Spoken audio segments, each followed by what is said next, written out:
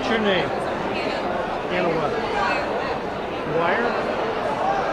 You helped organize this along with some other people. What's the mood of the school? We're not taking a political stance. We want to make it known that we want change. We want safe school. We just want to be safe in school. We don't want to be nervous about whether we get to go home or not.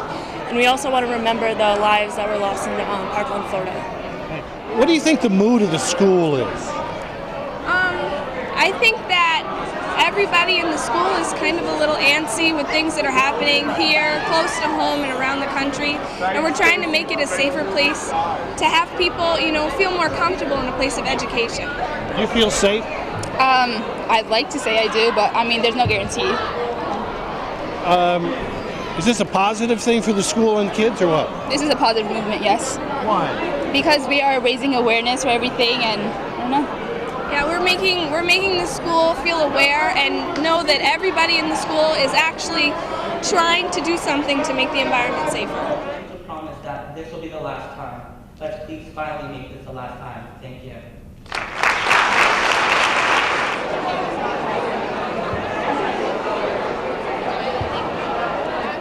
Hello.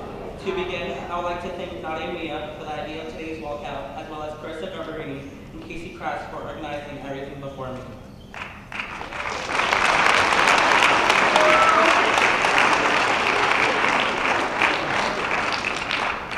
Today, March 14th, 2018, marks day number 71 of 365.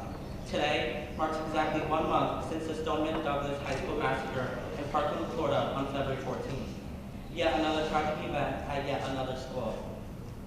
We're gathered here this morning to remember, honor, and respect the 17 lives lost in Stoneman Douglas High School, along with those lost in the 18 school shootings so far this year, 7 of which happened before Parkland, and 11 occurred just in the last month.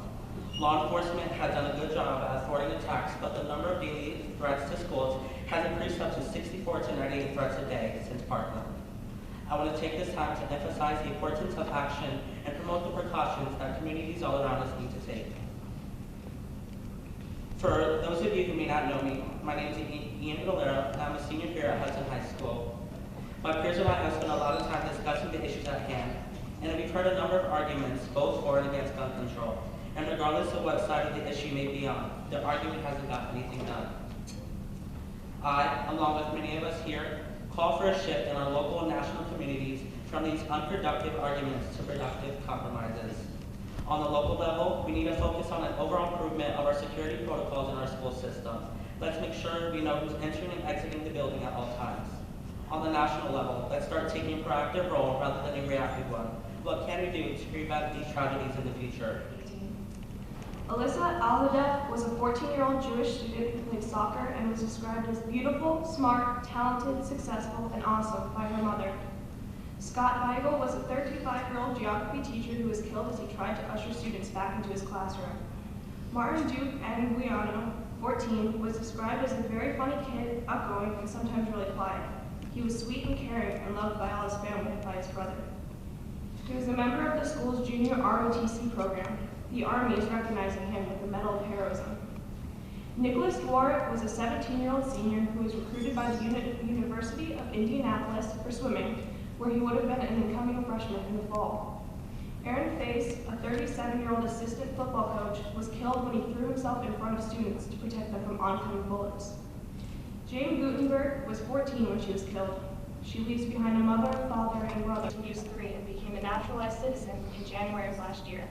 His interests were football, basketball, the Venezuelan national soccer team, urban graffiti, and hip-hop. She was a member of the Helping Hands program of the Church of Jesus Christ of Latter-day Saints, as well as the junior ROTC interschool, and had volunteered after Hurricane Irma hit Florida. The Army is also recognizing her with the Medal of Heroism. Meadow Pollock was 18 and had been accepted at Ling University in Boca Raton. Helena Ramsey, 17, was described as smart, kind-hearted, and thought Carmen Shentrup, 16, was a member of the junior ROTC program. He was killed while holding a door open to let fellow classmates get to safety. The Army is recognizing him with the Medal of Heroism.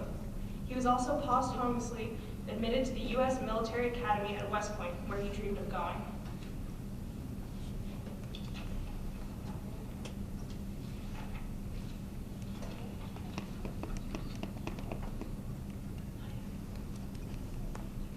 At this time, I would like to read a poem dedicated to the victims of the school shootings. Isn't death so sneaky? Isn't death so cruel? Sure, it comes after life, but over life it has rule. It could be lurking around the corner, and you'd never know. You would hear its footsteps, but it would never show. You know what's worse though? Sensing that any minute you're going to die, knowing you can't prevent it, no matter how hard you try. You know what's worse though? Knowing you're leaving people behind, knowing they'll search for you, that you they won't find. You know what's worse though? Knowing you can't ever come back, knowing you were leaving, but you missed your chance to pack. Missed the chance to pack all the love in your heart, missed the chance to pack all the moments in your memory, missed the chance to pack all the smiles in your vision, missed the chance to pack their reason and their story. You know what's worse though? The tears that fall for you, the tears they shed, because all along their love was true. You know what's worse though? Knowing you won't be returning home today, wanting so badly not to leave forever, but knowing you don't have a choice to stay. Death is not something that we have control over, but gun violence is. Please say something before it's too late. Your voice has the power.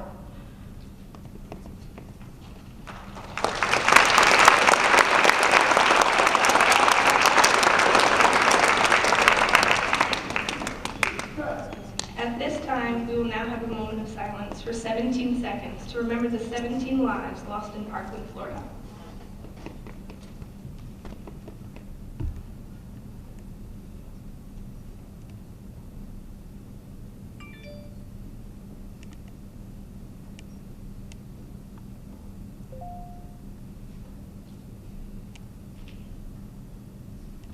Thank you.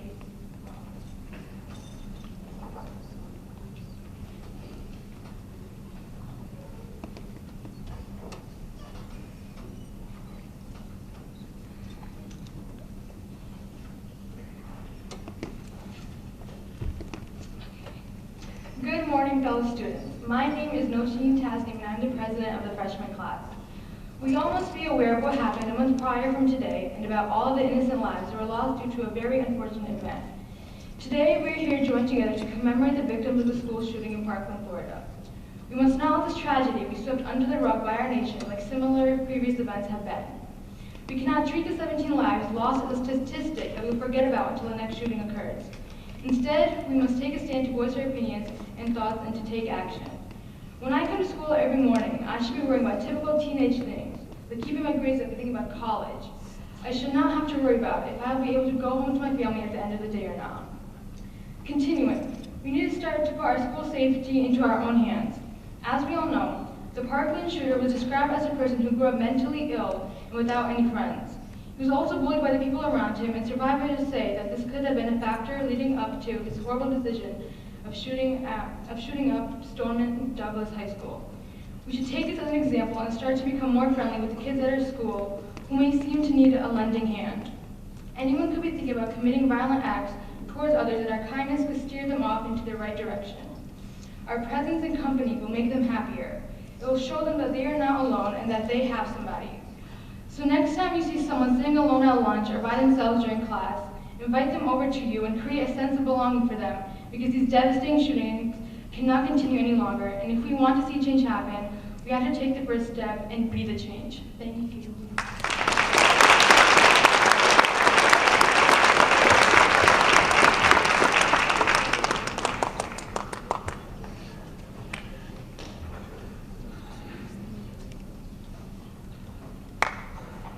My name is Sadiq Ahmed. Thank you everyone for taking a part in this national movement. I won't take too much of your time. There's something that I see on social media very often, and that is, it's 2018. Why is there still racism? It's 2018. Why is there still xenophobia and homophobia? Why is there still school shootings? The answer is clear. Just because time has changed doesn't mean that we have. It doesn't matter if it's 2018 or 2030. It doesn't change if we don't change. If we do not change our actions and raise our voices, then history will repeat itself over and over again. Let's take the time to talk to those who are neglected, to understand the situations, and create a bond within each other. We have our differences, but our similarities are far greater. At the end of the day, we are family, like it or not, and families do not hurt each other. Families do not turn their backs on one another. Families support each other, they protect, and most importantly, families love each other.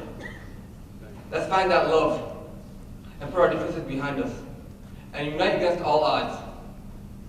Together, let's bring change to our communities, to our schools, and to our lives, so that something that happened in Parkland does not happen in Hudson or anywhere else. Thank you very much for your time.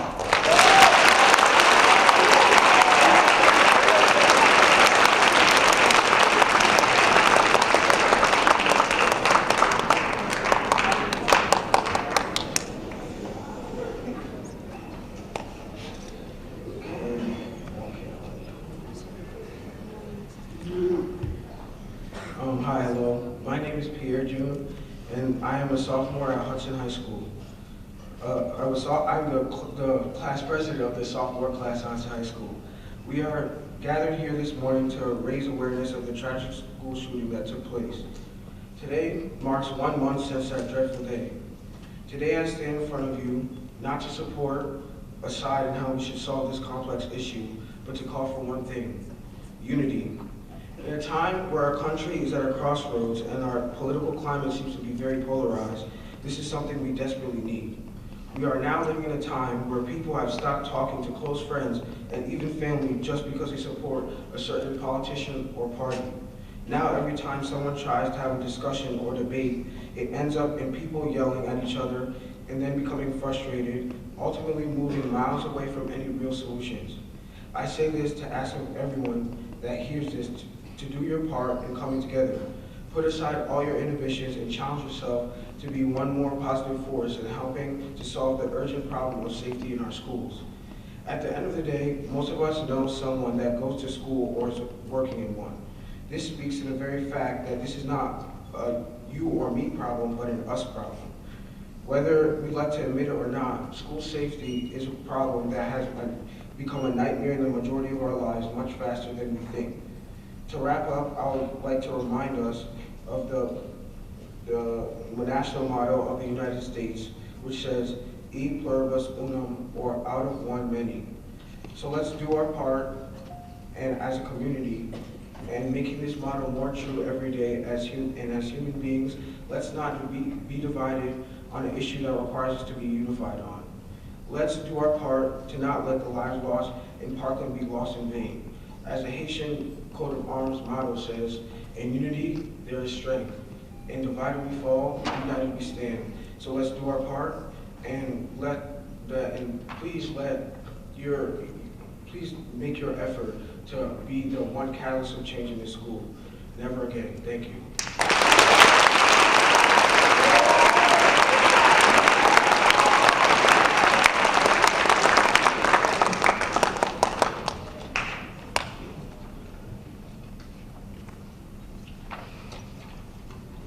Thank you all for joining us today and remembering the 17 lives lost on February 14th. To the faculty, staff, and students of the Hudson City School District, until something is done, we must keep each other safe. If you see something suspicious or out of the ordinary, don't brush it off as nothing. Say something. Thank you.